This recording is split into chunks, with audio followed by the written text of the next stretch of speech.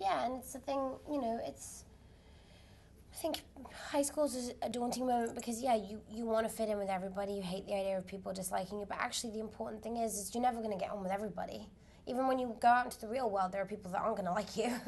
and the point of this story is when you find that person that really does get you, stick with them because you feel great and you really learn to love yourself. And that's, you know, being a teenager is tough, and then being a teenager in a big high school where you can get lost in that kind of situation, or a small high school where you know everybody, you're always going to go through things that are difficult, things that upset you, and if you have a comrade, you can deal with that kind of thing. Like, again, the thing with heartbreak sucks, it really does, and if you have your best friend there, it doesn't heal the pain, but my God, it makes it better.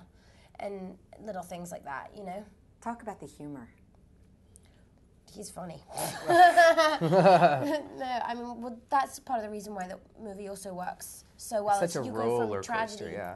to comedy and then back again, and I think it makes it believable, and it makes you stay very in touch with these characters because you go through sad times and then funny times, then happy times, and it makes them realistic, you know. And a character's only real if they have vulnerability, because everyone can be vulnerable sometimes, whether they show it or whether it's... And the comedy really isn't punchlines and stuff like that. It kind of grows out of real life issues, and it's kind of something that everybody relates to, and it's a hilarious film. You know, I think the writing, Abe. Oh yeah, amazing Daniel script. has some pretty amazingly funny lines. Yeah, Poon is a really funny one. And you really slipped into that Southern accent so well. Talk about how you did that. I mean, it's a weird thing that Southern is kind of an easier accent for a British person to do.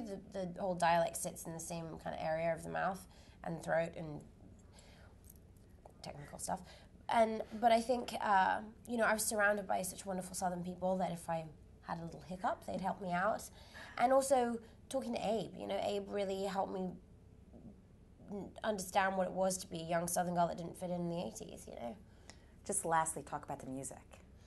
I think the music plays such an important role in this film, and especially for Clark, Melissa Manchester's kind of his idol, and so I did a lot of research on the music. And what was great is that Abe always knew what songs he was going to use, so he gave us a soundtrack, and he knew what scenes they were going to play over, and they really informed our performance in that scene and really setting the tone. Yeah, we had the soundtrack 3 weeks before we started shooting, so the music was very much engraved in our heads, which was really wonderful. But it's also the funny dynamic of Clark being a huge Melissa Manchester fan, and like Danielle's more of like a hair metal White Snake. And I think what we found is that like all of the people that grew up in the 80s immediately recognize those songs and love them, and so it makes them love the film even more, which is amazing. Like tapping your feet to the classic tunes. And singing along.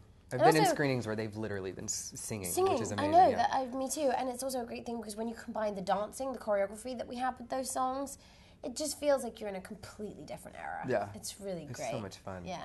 I loved the movie. You guys, all the performances are so beautiful, and I can't believe it was your first movie. I know, right? Thank you. He's going to take over the world. Really incredible. Okay.